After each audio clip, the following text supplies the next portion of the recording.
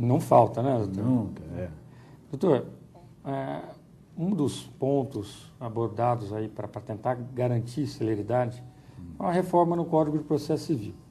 Em especial, um recurso chamado agravo de instrumento e agravo retido. Queria que o senhor delineasse para o nosso telespectador em que consistiu essa reforma e se ela foi realmente boa. De um lado, pode ter trazido um pouco mais de velocidade, mas se não trouxe uma certa dificuldade em assegurar algum direito de uma parte eventualmente lesada. Então, o agravo de instrumento, assim para o entendimento do telespectador, é um recurso chamado intermediário, né? É um recurso que ocorre quando o processo está em andamento. Então, e é chamado de instrumento por quê? Porque ele precisa ser formado com cópias de peças do processo original para ser julgado no tribunal. Então, é um instrumento que é formado, né? E o agravo retido é quando esse recurso não sobe ao tribunal. Ele fica nos autos e só vai ser julgado junto com a apelação. Então, essa reforma, essa mini-reforma nesse recurso, ele trouxe, engraçado, aos tribunais, que na época tinham as alçadas, né, uma avalanche de agravos de instrumentos, por duas razões. Primeiro, que a taxa judiciária, para o recurso, era baratinho, né? E segundo, compensava recorrer. Então. E segundo, que não tinha limitação nenhuma para poder recorrer. Então, os tribunais julgavam 80% de agravo e só 20% de apelação. Você imagina o resultado. Quer dizer, o processo, grosso modo, andava no tranco. Assim, porque o processo principal, que é a apelação, ficava para trás. Entendi. Né? E o agravo retido, então, ele vem dentro do próprio processo e ele vai ser, ele não deixou de ser apreciado, então. Não, ele vai ser apreciado com a apelação. Certo. Na hora que a apelação for julgada, o agravo retido também é julgado. Tá certo. Doutor Bozelli, vou pedir licença para o senhor. Nós vamos para um rápido intervalo e já voltamos. Estamos de volta com Frente a Frente com a Justiça, nessa oportunidade discutindo o tema celeridade processual. Para isso, contamos com a presença do desembargador Luiz Antônio Vasconcelos Bozelli.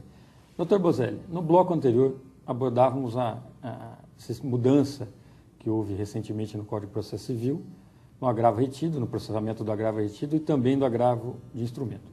Isso teve um objetivo único para o legislador: diminuir a morosidade da justiça, aumentar a celeridade processual. Muito bem. Isso, na opinião do senhor, foi alcançado? Então, como eu estava finalizando no bloco anterior, a mudança do sistema implicou que o recurso é apresentado diretamente no tribunal, né? E com a amplitude de casos para serem abrangidos pelo recurso e com a taxa judiciária barata, houve uma avalanche no tribunal. E isso foi um efeito nefasto, porque a Câmara, na sua sessão de julgamento semanal, tinha 100 agravos para julgar e 30 apelações, né? Então, nesse sentido, não houve uma agilização do processo, porque as apelações ficaram para trás. O agravo tinha que ser julgado prioritariamente e era muito volume, então os desembargadores julgavam os agravos e iam deixando as apelações. Mas, felizmente, o governo, pela Assembleia, votou uma nova lei de custas e aumentou o valor da taxa judiciária do agravo, agora em torno de R$ 130, né? E isso deu uma diminuída no número de agravos. Mas é evidente que essas reformas processuais, elas carecem de um sistema mais amplo, porque essas reformas pontuais, né, aqui e ali, pode não trazer um resultado orgânico favorável. Ou seja, pode melhorar uma coisa e piorar em outra. Então, se pensa no outro desdobramento. Às vezes, uma mesma ação tem vários desdobramentos, é isso? Exatamente. Tá certo. Doutor, houve uma mudança brusca no modo de fazer processo civil no Brasil, com a extinção da execução como processo autônomo. Não é mais para o telespectador entender. Havia um processo de conhecimento, onde se julgava a pretensão. Olha, aí o juiz acolhia ou não acolhia o pedido, formava-se um título e a seguir se formava um outro processo para se executar aquele título judicial. Hoje não tem mais isso. Exatamente. Essa lei é do fim do ano passado e entrou em vigor agora no fim de janeiro. Ela significa que quando a sentença do juiz se tornar definitiva, no próprio processo o credor já pode ir cobrando a dívida do devedor, né? Então, essa iniciativa, assim, a primeira ideia é que é muito boa, né? Mas como o legislador não é perfeito, a lei também não o é. Resultado, essa lei está sendo amplamente discutida com vários pontos fracos, né?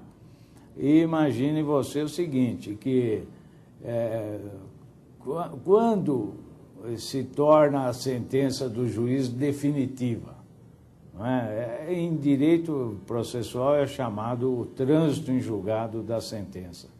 Ora, a partir de quando o devedor tem o prazo de 3 dias para pagar sua dívida? Precisa um ato específico para que ele possa saber que está se iniciando o seu prazo. Sem isso, como ele vai saber? Às vezes o processo está no tribunal, lá se transcorre o prazo final do trânsito em julgado. Então, essa é uma celeuma que já está no início da execução da sentença condenatória. Então, você vê que a lei tem esse ponto nebuloso e os doutrinadores, os operadores do direito estão tentando estabelecer aí a melhor interpretação e tal. Mas outro aspecto da lei, e nós não temos tempo exatamente para todos, mas um que vai chamar a atenção do devedor é a seguinte: quais os bens de sua casa que são penhoráveis, né, que pode ser penhorado para ser leiloado e o credor receber o dinheiro.